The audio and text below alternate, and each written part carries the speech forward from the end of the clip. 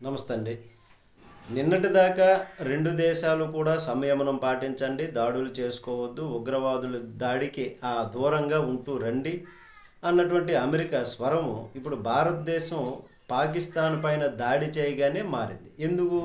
మనం అమెరికాకి ముందుగానే చెప్పున్నాం, పాకిస్తాన్ టెర్రరిస్ట్ స్పాట్స్, ఆ ప్రాంతాలు, ఆ స్థావరాలు ఎక్కడెక్కడ ఉన్నాయో వాటి మీద మేము దాడి చేస్తామని అంటే అమెరికా కూడా దానికి సహకరించింది. అలాగే బ్రిటన్ కూడా సహకరించింది M16 ద్వారా. ఇజ్రాయెల్ కూడా ఉగ్రవాద సంస్థలు పాకిస్తాన్లో ఎక్కడెక్కడ ఉన్నాయో అన్న దానిపైన సహకరించింది. అది కూడా అయితే పాకిస్తాను POKJలో ఒక ప్రాంతం నుంచి మరొక ప్రాంతానికి వాటి స్థావరాలు, ఉగ్రవాద స్థావరాలు మార్చుతుంది.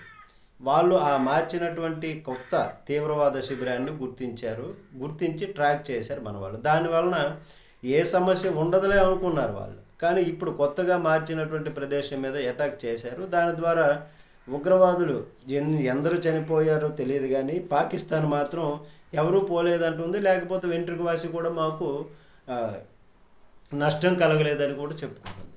కానీ మా మీద దాడి జరిగిందని ఒప్పుకుంది. కానీ అమెరికా ఏమని స్పందిస్తుంది?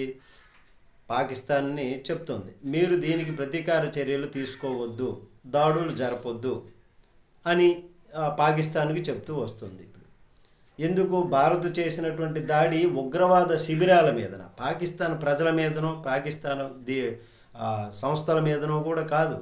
ఉగ్రవాద శిబిరాలు, ఉగ్రవాదులు ఎక్కడెక్కడ ఉన్నారో వాళ్ళు తలదాచుకునేటటువంటి శిబిరాల మీదన అటాక్ చేస్తుంది. కాబట్టి దీనిపైన మీరు రియాక్ట్ కావద్దు. దీని ద్వారా ఒక బలమైనటువంటి మద్దతు మనకు లభించిందని చెప్పుకోవచ్చు. నమస్తే.